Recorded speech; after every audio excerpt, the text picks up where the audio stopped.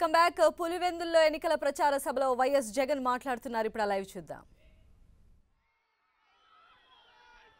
ప్రతి సోదరుడికి,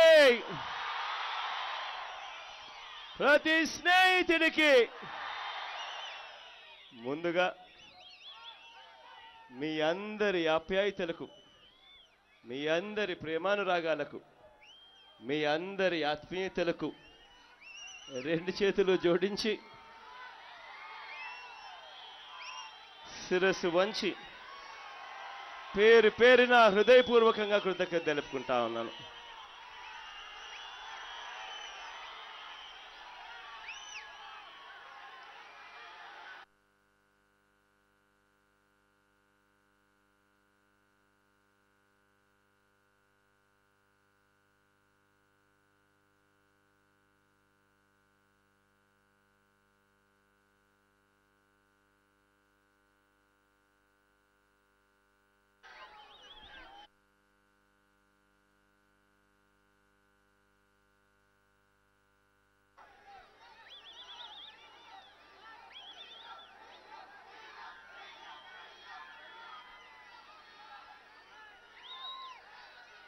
ఐదు సంవత్సరాల చంద్రబాబు నాయుడు గారి పాలన మధ్యలో మనం ఉన్నాం. తుది గడియలు వచ్చిన పరిస్థితుల మధ్య మనం ఉండం. ఈ 5 సంవత్సరాల పరిపాలన మనం చూసిన తర్వాత ఇవాళ నేను మీ అందరికీ కూడా ఒకటే చెప్తా ఉన్నాను. 5 సంవత్సరాల ఈ పరిపాలనలో మనం చూడని మోసం లేదు, మనం చూడని అబద్ధం లేదు, మనం చూడని అన్యాయం లేదు, మనం చూడని దుర్మార్గం లేదు. వీటి అన్నింటి మధ్య నిల్చుని నేను ఇవాళ చెప్తా ఉన్నాను, మీ అందరికీ నేను ఇవాళ చెప్తా ఉన్నాను, నేను విన్నాను, నేను ఉన్నాను. ఈ 2 మాటలు గట్టిగా చెప్తా ఉన్నాను. గిట్టుబాటు ధర లేని పరిస్థితి చూశా. చీనీ టన్నుకు 40,000 రూపాయలు ఉండాల్సిన పరిస్థితిలో 22,000కు తెగనమ్ముకుంటా ఉన్న పరిస్థితులను చూశా. అరటి టన్నుకు 10,000 ఉండాల్సింది 6,000 కూడా రాని పరిస్థితులను చూశాం. వేరుశెనగకు ఎంఎస్పి కనీస ధర 4,890 రూపాయలైతే వచ్చింది 3,500 మించని పరిస్థితులను చూశాం. గిట్టుబాటు ధరలు రాని పరిస్థితి చూశాం. రుణాలు మాఫీ కాక రైతులు అల్లాడుతా ఉన్న పరిస్థితిని చూశాం. వాళ్ళు చెప్పిన గాథలు విన్నాం. సున్నా వడ్డీ లేదు, ప్రాజెక్టులు పూర్తి కాలేదు, 90% పూర్తయిన ప్రాజెక్టులు కూడా మిగిలిపోయి ఉన్న 10% ప్రాజెక్టు పనులు కూడా నత్త నడకన సాగుతా ఉన్న రోజులు చూసాం. పంటలు ఎండిపోవడం చూసాం. బీమా రాక ధర్నాలు చేస్తా ఉన్న పరిస్థితులను చూసాం. రైతులు పడుతున్న బాధలన్నీ కూడా విన్నాం. అక్క చెల్లెమ్మలను చూసాం. గ్రామాలలో పొదుపు సంఘాల అక్క చెల్లెమ్మలు పడతా ఉన్న అగచాట్లను చూసాం.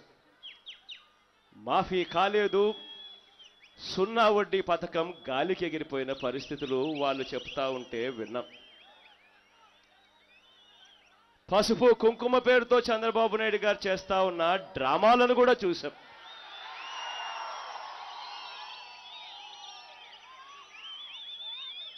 ఉద్యోగాలు లేవు, పక్క రాష్ట్రాలకు వలసపోతా ఉన్న పరిస్థితులు చూస్తా ఉన్నాం. కడప స్టీల్ ఫ్యాక్టరీ కడతారేమో, కడప స్టీల్ ఫ్యాక్టరీ కట్టిన వెంటనే ఉద్యోగాలు వస్తాయేమో అని చట్టంలో చేర్చిన పరిస్థితుల మధ్య కడపలో ఉన్న స్టీల్ ఫ్యాక్టరీ పూర్తవుతుందేమో అని ఆశగా ఎదురు చూసిన పిల్లలను చూసాం. కళ్ళ ఎదుటనే ఆశలు ఆవిరైపోతా ఉన్న పరిస్థితులను చూసాం. చదువుకొని ఉద్యోగాలు లేక వెతుక్కుండి పక్కనున్న కర్ణాటక, బెంగళూరుకు వెళ్ళిపోతా ఉన్న పరిస్థితులను గమనించాం. వీటి అన్నిటి మధ్య నిల్చుని నేను ఇవాళ చెప్తా ఉన్నా.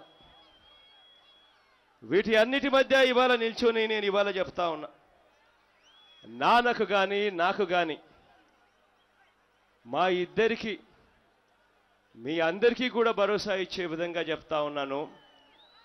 పులివెందులంటే మాకు ప్రేమ అని మాత్రం ఖచ్చితంగా చెప్తా ఉన్నాను. కడప గడ్డ మీద పుట్టినందుకు గర్వపడతా ఉన్నా. పులివెందుల గడ్డ మీద పుట్టినందుకు ఇంకా గర్వపడతా ఉన్నాను అని చెప్పి గర్వంగా కూడా చెప్తా ఉన్నా. ఇక్కడ ప్రతి ఒక్కరి మంచితనాన్ని, ప్రతి ఒక్కరి మానవత్వాన్ని ఎప్పటికీ కూడా నేను మర్చిపోలేనని మాత్రం ఖచ్చితంగా చెప్తా ఉన్నా. కష్టంలో కూడా గుండె ధైర్యంతో ఎలాగుండాలో అని చెప్పి నేర్పించింది ఈ గడ్డ.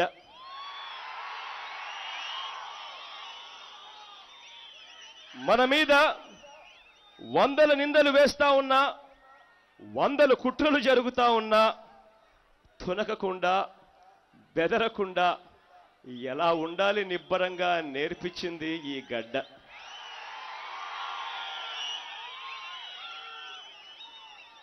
ఈ గడ్డ నాకు సహనాన్ని నేర్పించింది. మనం మంచి చేస్తున్నామా లేదా అన్నదే ముఖ్యం. మనం మంచి చేస్తా ఉన్నప్పుడు ఎదుటివారు కుళ్ళుతో కుతంత్రాలు బండి దుష్టపన్నాగాలు పండినా కూడా చెరగని చిరునవ్వుతో ఉండడం ఎలాగో నేర్పించింది ఈ గడ్డ. ఏదో ఒక రోజు మంచి రోజులు వస్తాయి. మంచి రోజులు వచ్చినప్పుడు నిజం వెలుగులేకి వస్తుంది. నిజం వెలుగులేకి రాక తప్పదు. ఒక చీకటి వచ్చిన తర్వాత ఒక పగలు కూడా ఖచ్చితంగా వస్తుంది అని చెప్పి ఓపిక సహనంతో ఉండమని నేర్పించింది ఈ గడ్డ.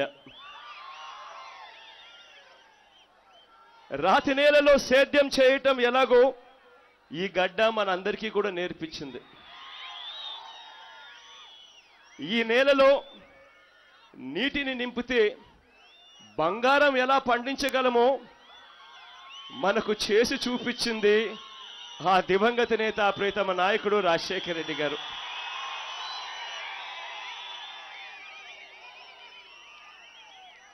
మనకు 10 మందికి సాయం చేయడం మనకు తెలుసు. మాట మీద నిలబడడం మనకు తెలుసు. మాట కోసం ఎంతటి కష్టాన్నైనా ఓర్చుకోవడం కూడా మనందరికీ తెలుసు. ఈ మంచితనానికి విరుద్ధంగా ఇవాళ చంద్రబాబు నాయుడు గారి పాలన చూస్తూ ఉన్నాం. అన్యాయాలు చూస్తూ ఉన్నాం, మోసాలు చూస్తూ ఉన్నాం, కుట్రలు చూస్తూ ఉన్నాం, అబద్ధాలు చూస్తూ ఉన్నాం. అధికారం కోసం సొంత మామనే ఎన్టీ రామారావు గారిని కూతుర్నిచ్చిన మామనే కుట్ర చేసి వెన్నుపోటు పొడిచి దింపేసి చంపేసిన చంద్రబాబు నాయుడు గారు తన పాలనలో కుప్పానికే ఏ మంచి చెయ్యని ఈ వ్యక్తి పులివెందులకు వచ్చి తానే మంచి చేశాను అని చెప్తా ఉన్నా వితండ వాదం కూడా వింటా ఉన్నాం. చంద్రబాబు నాయుడు గారిని ఇవాళ నేను మీ అందరి మధ్యలో నుంచే నిల్చుని సూటిగా కొన్ని ప్రశ్నలు అడుగుతా ఉన్నా. అయ్యా చంద్రబాబు నాయుడు గారు, ఇవన్నీ నేను ఇప్పటి నుంచి చదివే ఇవన్నీ నువ్వు తీసుకొచ్చావా, లేకపోతే చనిపోయిన ఆ దివంగత నేత మహానేత తీసుకొచ్చాడా? ఒక్కసారి చెప్పవయ్యా అని అడుగుతా ఉన్నా. పులివెందుల్లో పక్కనే జేఎన్టీయు కాలేజ్, గతంలో ఎప్పుడూ లేదు. ఆ జేఎన్టీయు ఇంజనీరింగ్ కాలేజు వచ్చింది ఎప్పుడు అని అంటే ఆ దివంగత నేత ప్రీతమ నాయకుడు రాజశేఖర రెడ్డి గారు ముఖ్యమంత్రి అయిన తర్వాత. పులివెందుల నియోజకవర్గంలో ట్రిపుల్ ఐటీ గతంలో ఎప్పుడూ లేదు. ఆ ట్రిపుల్ ఐటీ వచ్చింది అని అంటే ఆ దివంగత నేత ప్రీతమ నాయకుడు రాజశేఖర రెడ్డి గారి చలవే. పక్కనే అంతర్జాతీయ పశు పరిశోధన కేంద్రం ఐజీ కార్ 6 లక్షల చదరపు అడుగులు పశు పరిశోధన కేంద్రం కట్టింది వచ్చింది ఎప్పుడు అనంటే అది ఆ దివంగత నేత ప్రీతమ నాయకుడు రాజశేఖర రెడ్డి గారి హయాంలో. కడప నుంచి పులివెందులకు 4 లేన్ల రోడ్డు, కనీసం ఆ రోడ్డు కూడా ఎప్పుడు వచ్చింది అంటే ఆ దివంగత నేత ప్రీతమ నాయకుడు రాజశేఖర రెడ్డి గారి పుణ్యం. గండి క్షేత్రంలో టీటీడీ ద్వారా అభివృద్ధి, కనీసం అంత గొప్ప దేవాలయాన్ని అభివృద్ధి చేయాలన్న ఆలోచన కూడా ఎప్పుడు గతంలో రాల. 2800 కోట్ల రూపాయలతో పులివెందుల్లో మైక్రో ఇరిగేషన్ ప్రాజెక్ట్, ప్రతి మండల కేంద్రంలో ఐటీఐ ఇంటర్మీడియట్ కాలేజీలు, పులివెందుల చుట్టూ ring road, national academy of construction ఏర్పాటు, ఎన్ఏసి ఏర్పాటు, పులివెందుల్లో అండర్ గ్రౌండ్ డ్రైనేజ్, లింగాల మండలం నక్కలపల్లిలో summer storage tank, food technology college సింహాద్రిపురంలో పైడిపాలెం ప్రాజెక్టు. దాదాపుగా 1200 కోట్ల రూపాయలతో కృష్ణా జలాలు పులివెందులకు వస్తాయా అని చెప్పి ముక్కున వేలేసుకున్న నాయకులకు అర్థమయ్యే విధంగా సింహాద్రిపురంలో Paidipalem project.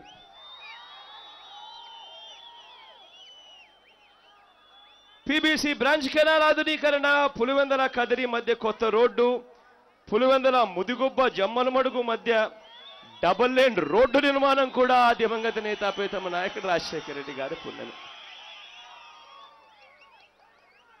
Chitravati balancing reservoir 9 సంవత్సరాల చంద్రబాబు నాయుడు గారి పాలనలో అడుగు ముందుకు పడని పరిస్థితిలో ఆ చిత్రావతి బ్యాలెన్సింగ్ ప్రాజెక్టు పనులు 98% ప్రాజెక్టులు పూర్తయ్యాయి అనంటే అది ఆ దివంగత నేత ప్రీతమ నాయకుడు రాజశేఖర రెడ్డి గారి చలవ కాదా అని అడుగుతా ఉన్నా.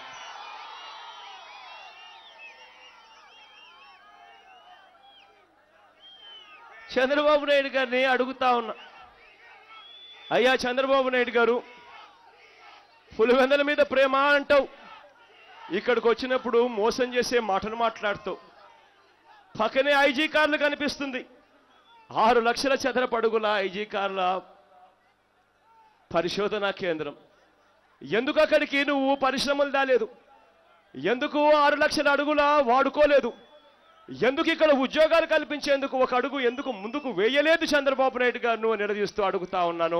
5 సంవత్సరాలు ముఖ్యమంత్రిగా ఉన్న ఈ వ్యక్తిని 2800 కోట్ల మైక్రో ఇరిగేషన్ ప్రాజెక్టు ఎందుకు పూర్తి చేయలేదు చంద్రబాబు నాయుడు గారిని అడుగుతా ఉన్నా.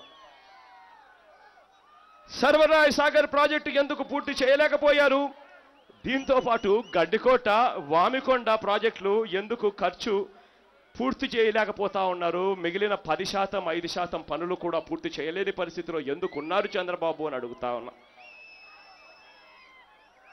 ఇదే చంద్రబాబు నాయుడు గారిని అడుగుతా ఉన్నా, ఇదే కడపలో స్టీల్ ఫ్యాక్టరీ వచ్చి ఉండింటే, ముఖ్యమంత్రి అయిన 3వ నెలకే గన నువ్వు గన శంకుస్థాపన చేసి ఉండింటే 3 ఏళ్లలో ఆ ప్రాజెక్టు పూర్తయి ఉండేది కాదా, ఆ ప్రాజెక్టు పూర్తి కావడంతో అక్కడ అక్షరాల 10,000 మందికి ఉద్యోగాలు వచ్చి ఉండేవి కాదా అని అడుగుతా ఉన్నా ఈ పెద్ద మనిషి చంద్రబాబు నాయుడు గారిని. ఇదే పులివెందుల్లో మీరు వేసే ప్రతి ఓటు ఒక్కసారి గుర్తెరగమని అడుగుతా ఉన్నా. మీరు వేసే ప్రతి ఓటు జగన్ను ఉట్టి ఎమ్మెల్యేగా చేయడం కాదు మనం ఓటేసేది,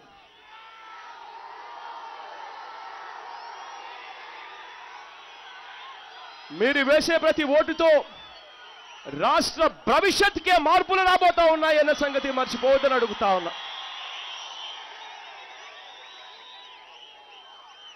4 దశాబ్దాలుగా నాన్నను ఆశీర్వదించారు, చిన్నాన్నను దీవించారు, చివరికి మా అమ్మను కూడా ఆప్యాయంగా హత్తుకు చేర్చుకున్నారు. నాన్న చనిపోయిన తర్వాత నాకు ఎవరూ లేరు అనుకున్న పరిస్థితిలో లేదు, మేమంతా నీకు తోడుగా ఉన్నాము అని చెప్పి అండగా నిలిచారు. అవే దీవెనలు మళ్ళీ కావాలి. అదే దీవెనలు మళ్ళీ చూపించాల్సిన పరిస్థితి ఇవాళ వచ్చింది. కారణం ఏంటో తెలుసా? కారణము ఇవాళ రాష్ట్రంలో విపరీతమైన కుట్రలు జరుగుతూ ఉన్నాయి. కారణం ఏంటంటే ఇవాళ రాష్ట్రంలో విపరీతమైన కల్ముషమైన రాజకీయాల మధ్య మనం నిలబడి ఉన్నాం. కాబట్టి ఏం జరుగుతూ ఉన్నాయో మీ అందరికీ తెలుసు. పులివెందుల నుంచేనే మొదలు పెడతా. ఇక్కడే చిన్నారని చూశారు. అంతటి సౌభ్యుడు బహుశా ప్రపంచంలో ఎవడో ఉండడేమో.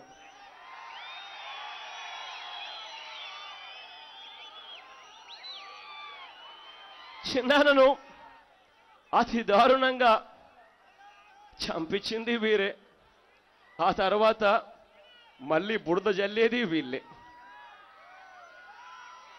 ఆశ్చర్యం ఎక్కడ అనిపిస్తుందో తెలుసా? ఆశ్చర్యం ఏమని ఎక్కడ అనిపిస్తుందో తెలుసా? వీళ్ళే హత్య చేయిస్తారు, మళ్ళీ వీళ్ళ పోలీసుల చేతే వీళ్ళే ఎంక్వైరీలు కూడా చేయిస్తారు. వీళ్ళు ఏమి చెబితే అదే ఎంక్వైరీలో వస్తుంది. మళ్ళీ ఇంకా ఆశ్చర్యకరమైన విషయం ఏమిటో తెలుసా?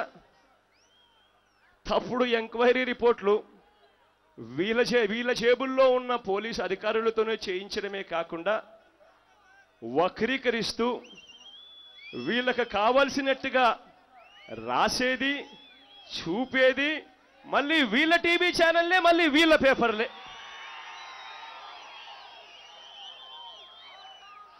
నిజంగా వీళ్ళు పన్నుతా ఉన్న కుట్రలు చూసినప్పుడు, కట్టుకథలు చూస్తూ ఉన్నప్పుడు వీళ్ళు చెప్తా ఉన్నవి నిజంగా రాజకీయాలు ఇంత దిక్కుమాలిన పరిస్థితిలోకి నిజంగా దిగజారడం సబబేనా అనిపిస్తుంది. ఇంతటి దారుణంగా ఇవాళ రాజకీయాలు దిగజారాయి. ఆశ్చర్యం ఏమిటో తెలుసా? కడప జిల్లాలో గెలిచలేము అన్న నిర్ధారణలో వాళ్ళు ఉన్నారు. ఆ నిర్ధారణకు వచ్చిన తర్వాత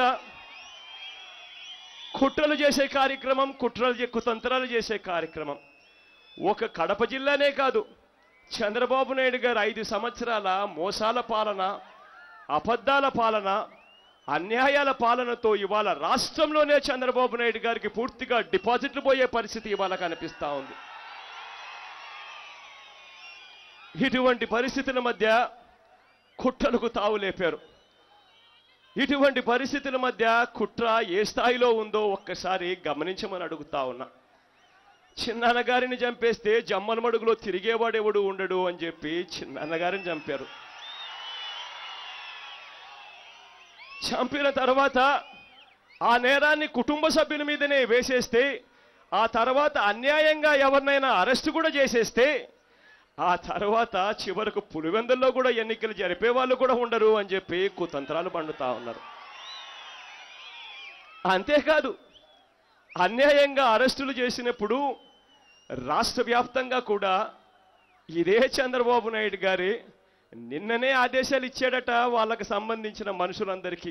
రాష్ట్ర వ్యాప్తంగా మరో 3 రోజుల్లో దహనానికి రెడీ కాండి, హత్యలకు రెడీ కాండి, 3 రోజుల్లో మీరంతా రెడీ కాండి, నేరాన్ని మాత్రం వైఎస్ఆర్ కాంగ్రెస్ సిపిపై నెట్టేద్దాము అని చెప్పి నిన్ననే ఆదేశాలు ఇచ్చాడట. అంటే దాని అర్థం వీళ్ళ పాలన మీద వీళ్ళు ఓట్లు అడిగే సత్తా వీళ్ళకి లేదు. అబద్ధాలతో, మోసాలతో ప్రజలు విసిగెత్తిపోయారన్న సంగతి వీళ్ళకు తెలుసు. కాబట్టి ప్రజల దృష్టిని మరల్చడానికి ఎన్నికలంటే చంద్రబాబు నాయుడు గారు 5 సంవత్సరాల పాలన మీద ఎన్నికలు జరగకుండా కేవలం కడపలో హత్య రాజకీయాల మీద ఎన్నికలు జరగబోతా ఉన్నాయి అని చెప్పడానికి నిజంగా చంద్రబాబు నాయుడు గారు పన్నుతా ఉన్న ఈ కుట్రలు చూసినప్పుడు బాధ అనిపిస్తుంది. మీ అందరితో కూడా నేను ఒకటే విజ్ఞప్తి చేస్తా ఉన్నా. మీ అందరూ కూడా నేను ఇదే విజ్ఞప్తి చేస్తా ఉన్నా. నాకు తోడుగా నిలబడ్డారు, నాకు అండగా నిలబడ్డారు. నాన్న చనిపోయినప్పుడు మొత్తం కాంగ్రెస్ పార్టీతో నేను పోరాడుతూ ఉన్నప్పుడు అధికారంలో, కేంద్రంలో కాంగ్రెస్ పార్టీ, రాష్ట్రంలో అధికారంలో కాంగ్రెస్ పార్టీ, చంద్రబాబు నాయుడు గారు అధికారంలో ఉన్న కాంగ్రెస్ పార్టీతో కుమ్మక్కయ్యారు. ఇద్దరు ఒకటయ్యారు. నా మీద కేసులు వేశారు ఇద్దరు కలిసి ఒకటై. ఇటువంటి పరిస్థితిలో కూడా నాకు తోడుగా నిలబడింది మీరే. గర్వంగా కూడా నేను ఇవాళ చెప్తా, రేపొద్దున కూడా అటువంటి పరిస్థితులే మళ్ళీ వచ్చినప్పుడు అండగా నిలవాల్సింది మీరే. మీ అందరితో కూడా చెప్తా ఉన్నా, ఎటువంటి అన్యాయాలు చేసినా చంద్రబాబు నాయుడు గారు, ఎటువంటి అన్యాయపు కేసులు పెట్టినా చంద్రబాబు నాయుడు గారు, ఎటువంటి అన్యాయపు అరెస్టులు చేసినా చంద్రబాబు నాయుడు గారు, మీ అందరితో కూడా నేను ఒకటే చెప్తా ఉన్నా, సంయమనం పూర్తిగా కూడా ఎక్కడా కూడా దాటకుండా చూసుకోండి. పూర్తిగా ప్రశాంతంగా ఉండాలి. ఎన్నికలే మనకు కనిపించాలి. ఆ ఎన్నికల్లో బహుశా పార్టీకి సంబంధించిన పెద్ద పెద్ద నాయకులు ఎవ్వరూ కూడా ఉండరేమో, బహుశా అందరినీ అరెస్ట్ చేసి పడేస్తారేమో, నాకు తెలియదు. కానీ గ్రామాలలో ఉండేది మీరు. మిమ్మల్ని అయితే ఎవరు ఏమి చేయలేరు. ఇక్కడ నుంచి పులివెందుల నుంచి బహుశా నేను కూడా క్యాంపెయినింగ్ కూడా ఇక్కడికి రాలేకపోవచ్చేమో, రాష్ట్ర వ్యాప్తంగా నేను తిరగాల్సిన పరిస్థితి నాకు ఉంటుందేమో. కానీ నేను నమ్మేది ఎవరినో తెలుసా? గ్రామాల్లో ఉన్న మా అన్నలను నమ్ముతున్నా, గ్రామాల్లో ఉన్న నా అక్క చెల్లెమ్మలను నమ్ముతా ఉన్నా, గ్రామాల్లో ఉన్న నా తమ్ముళ్ళ మీద నాకు నమ్మకం ఉంది. ఎన్నికలు మీరే చేస్తారు. బహుశా జిల్లా వ్యాప్తంగా కూడా ఎన్నికలు బహుశా మీరే చేయాల్సిన పరిస్థితి వస్తుందేమో. కడప జిల్లాలోని ప్రతి గ్రామంలోనూ కదలిక రావాలి. కడప జిల్లాలోని ప్రతి ఇంట్లో నుంచి కదలిక రావాలి. అన్యాయంగా అరెస్టులు జరిగితే మాత్రం, అన్యాయం ఒక స్థాయి దాటితే మాత్రం రావణుడి పాలన అంతం కావాలంటే అది వానరుల చేత జరిగింది అన్న సంగతి మాత్రం ఖచ్చితంగా మర్చిపోకూడదని చెప్తా ఉన్నా మీ అందరితో. రాష్ట్ర వ్యాప్తంగా ఇవే కుట్రలు జరుగుతూ ఉన్నాయి. జరుగుతూ ఉన్న ఈ కుట్రలు ఇంతటితో ఆగిపోవడం లేదు. రాష్ట్ర వ్యాప్తంగా కుట్రలు జరుగుతూనే ఉన్నాయి. మీ అందరికీ కూడా తెలిసిన పరిస్థితులే. రాష్ట్ర వ్యాప్తంగా ఈ వ్యూహంలోనే చంద్రబాబు నాయుడు గారికి భాగంగా తన పార్ట్నర్, ఈ మధ్యకాలంలోనే మీ అందరికీ తెలుసు తన పార్ట్నర్ ఎవడో. తన పార్ట్నర్ చంద్రబాబు నాయుడు గారి వ్యూహంలో భాగంగానే తన పార్ట్నర్తో ప్రతిపక్షంగా ఉన్న మా మీద తానే స్క్రిప్ట్ చదివిస్తాడు. పార్ట్నర్ ఎవడో తెలుసు కదా, ఒక సినిమా యాక్టర్.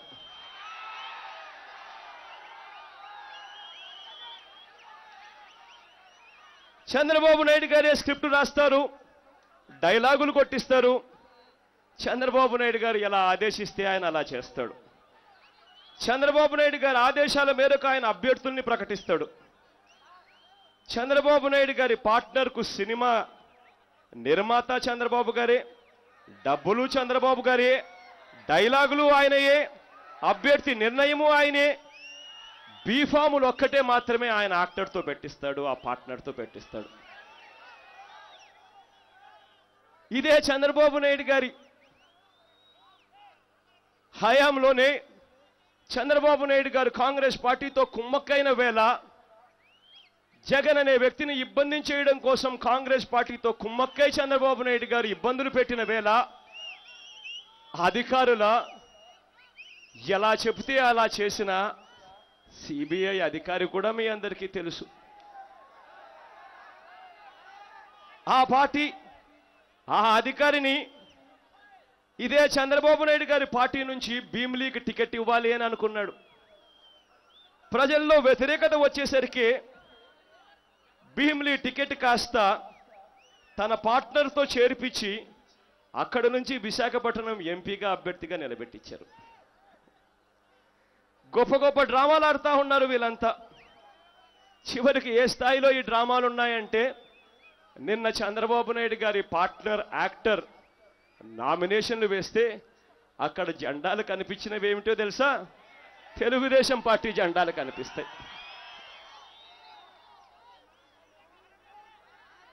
దారుణంగా ప్రతిపక్ష ఓట్లను చీల్చేందుకు ఒక డ్రామా కాదు, 2 డ్రామాలు కాదు, రకరకాల జిత్తులు, రకరకాల ఎత్తులతో చంద్రబాబు నాయుడు గారు ఆడుతూ ఉన్న డ్రామాలు చూస్తూ ఉన్నాం.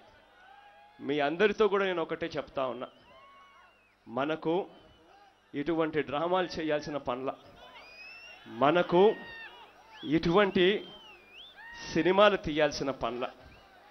దేవుణ్ణి నమ్ముతా ఉన్నాను, ప్రజల మీద నేను ఆధారపడ్డా. దేవుడు ఆశీస్సులతో, మీ అందరి చల్లని దీవెనలతో రేపొద్దున ఖచ్చితంగా ఎన్ని కుట్రలు, ఎన్ని కుతంత్రాలు పన్నినా, ఎన్ని పన్నాగాలు పన్నినా వచ్చేది ఖచ్చితంగా మనందరి ప్రభుత్వం అని మాత్రం ఖచ్చితంగా చెప్తా ఉన్నా.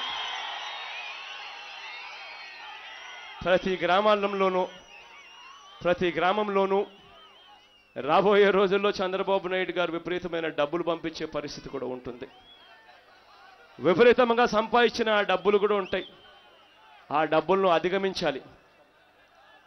ఆ డబ్బులకు మన నవరత్నాలే పోటీ కావాలి. నవరత్నాలతో సంవత్సరానికి ప్రతి అక్కకు ఎంత మేలు జరుగుతుందో, నవరత్నాలతో సంవత్సరానికి ప్రతి అన్నకు ఎంత మేలు జరుగుతుందో, నవరత్నాలతో సంవత్సరానికి ప్రతి అవ్వకు తాతకు ఎంత మేలు జరుగుతుందో, నవరత్నాలతో ప్రతి రైతన్న ఎలా బాగుపడతాడో ప్రతి ఊర్లోనూ చెప్పాలి, ప్రతి ఇంటికి చెప్పాలి అని చెప్పి మరొక్కసారి మీ అందరితో కూడా విజ్ఞప్తి చేసుకుంటూ, చిక్కటి చిరునవ్వులతోనే ఆత్మీయతను పంచిపెడతా ఉన్నందుకు, ఆప్యాయతను చూపిస్తా ఉన్నందుకు పేరు పేరున మీ అందరికీ కృతజ్ఞతలు తెలుపుతూ, మీ బిడ్డను ఆశీర్వదించవలసిందిగా సవినయంగా చేతులు జోడించి పేరు పేరున ప్రార్థిస్తా ఉన్నాను.